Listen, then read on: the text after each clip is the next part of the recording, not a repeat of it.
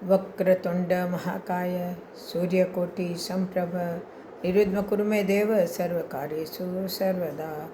बोलो शनि भगवान की जय हो। आज आपको एक कहानी सुना रही हूँ, कर्मों का लेखा जोखा। देखो, बेटा बनकर, बेटी बनकर, दामाद बनकर और बहू बनकर कौन आता है? जिसका तुम्हारे साथ कर्मों का लेना देना होता है। लेना देना नहीं होगा तो कोई नहीं आएगा। एक फौजी था, उसके माँ बाप नहीं थे। उसने शादी नहीं की, बच्चे नहीं, भाई नहीं, बहन नहीं, अकेला ही कमा कमा के फ़ौज में जमा कर रहा था।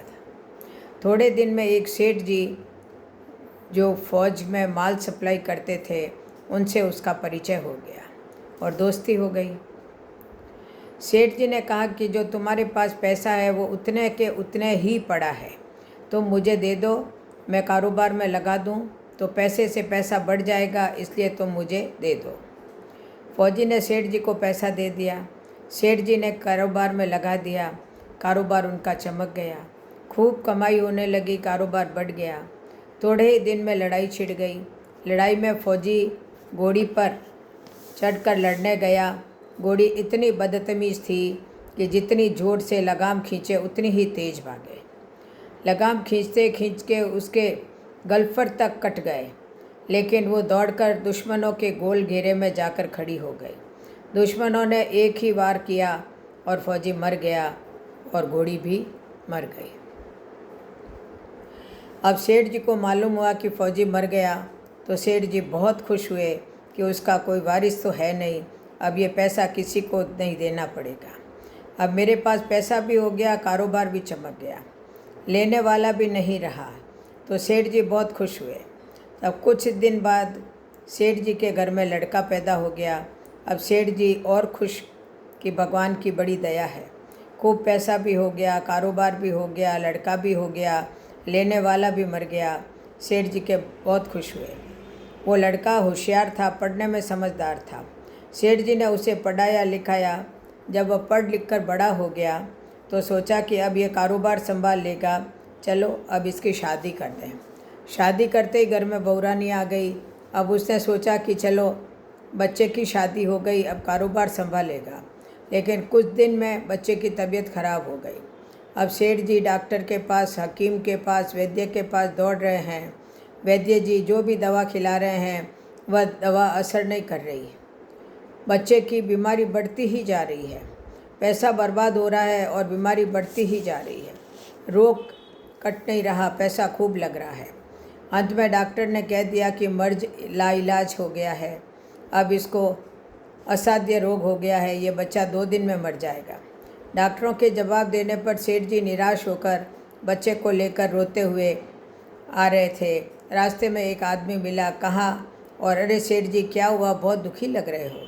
सेठ जी ने कहा यह बच्चा जवान था, हमने सोचा बुढ़ापे में मदद करेगा, अब ये बीमार हो गया। बीमार होते ही हमने इसके इलाज के लिए खूब पैसा खर्च किया, जिसने जितना मांगा उतना दिया, लेकिन आज डॉक्टरों ने जवाब दे दिया अब ये बचेगा नहीं, असाध्य रोग हो गया है, लाइलाज मर्ज है। डॉक्टर ने कहा कि अब ले जाओ घर, 2 दिन में मर जाएगा। आदमी ने कहा अरे सेठ जी तुम क्यों दिल छोटा कर रहे हो, मेरे पड़ोस में वैद्य जी दवा देते हैं, 2 आने की पुड़िया खाकर मुर्दा भी उठकर खड़ा हो जाता है, जल्दी से तुम वैद्य जी की दवा ले आओ। सेठ जी दौड़ कर गए, 2 आने की पुड़िया ले आए और पैसा दे दिया। दवाई की पुड़िया बच्चे को खिलाई, बच्चा पुड़िया खाते ही मर गया। अब सेठ जी रो रहे हैं, सेठानी भी रो रही है और घर में बहू रानी और पूरा गांव भी रो रहा है। गांव में शोर मच गया कि बहू रानी की कमर जवानी में टूट गई, सब लोग रो रहे हैं। तब तक एक महात्मा जी आ गए। उन्होंने कहा भाई ये रोना धोना क्यों है? लोग बोले सेठ जी का एक ही जवान लड़का था, वो भी मर गया, इसलिए सब लोग रो रहे हैं, सब दुखी हो रहे हैं। महात्मा बोले सेठ जी रोना क्यों? सेठ जी ने कहा कि महाराज जिसका जवान बेटा मर जाए वो रोएगा नहीं तो क्या करेगा? तो महात्मा ने कहा आपको क्यों रोना? सेठ जी ने कहा कि मेरा बेटा मरा तो और किसको रोना होगा? महात्मा ने कहा कि उस दिन तो आप बड़े खुश थे। सेठ जी ने कहा किस दिन? तो महात्मा ने कहा कि फौजी ने जिस दिन पैसा दिया था। सेठ जी हाँ, कारोबार के लिए पैसा मिला था तो खुशी तो थी। तो महात्मा जी ने कहा और उस दिन भी आपको खुशी का ठिकाना नहीं था सेठ जी। सेठ जी ने कहा किस दिन? तो महात्मा जी ने कहा कि अरे जिस दिन फौजी मर गया था। सोचा कि अब तो पैसा भी नहीं देना पड़ेगा, माल बहुत हो गया, कारोबार खूब चमक गया, अब देना भी नहीं पड़ेगा और आप बहुत खुश थे। सेठ जी ने कहा हाँ महाराज खुश तो था। तो महात्मा जी ने कहा उस दिन तो आपको खुशी का ठिकाना ही न था, पता नहीं कितनी मिठाइयाँ बंट गई। सेठ जी ने कहा किस दिन?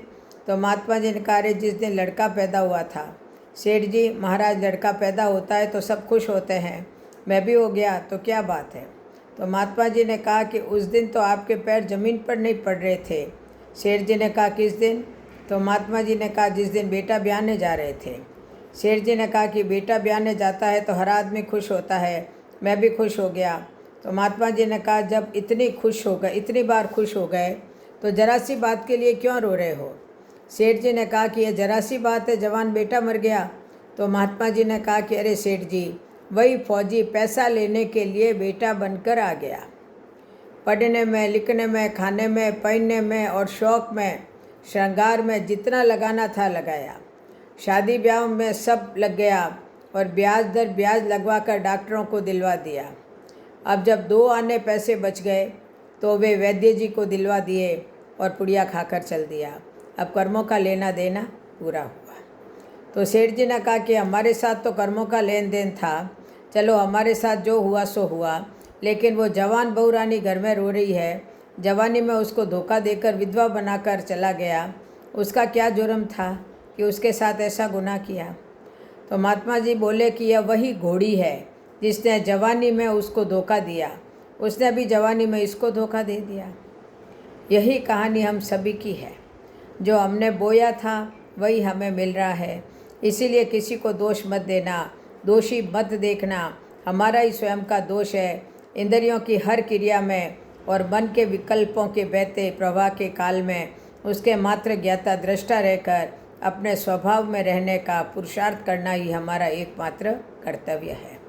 आगम, वेद, शास्त्र व पुराणों के साथ साथ सभी साधु संतों का कहना है कि यह संसार कर्मों का लेखा जोखा है और इसमें जो जीव चैतन्य आत्मा के स्वयं के स्वरूप स्वभाव को जान लेगा वो समझदारी से भवसागर पार हो जाएगा। बोलो जय श्री कृष्ण, जय जय श्री राधे, जय जय श्री कृष्ण।